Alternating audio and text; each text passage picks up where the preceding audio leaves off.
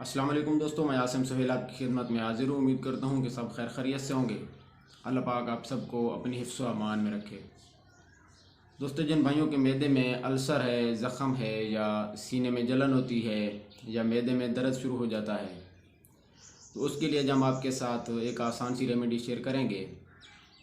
लेकिन उससे पहले अगर आप हमारे चैनल पर नए हैं तो हमारे चैनल को सब्सक्राइब कर दें ताकि हर आने वाली वीडियो जो है वो सबसे पहले आप तक पहुँचती रहे।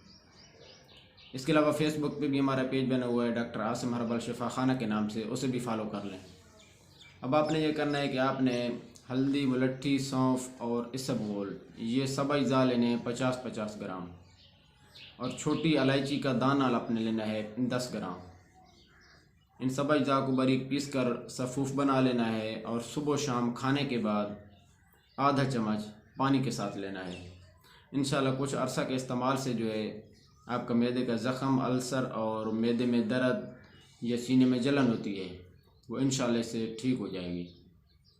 जज़ाकल्लाहु खैरा।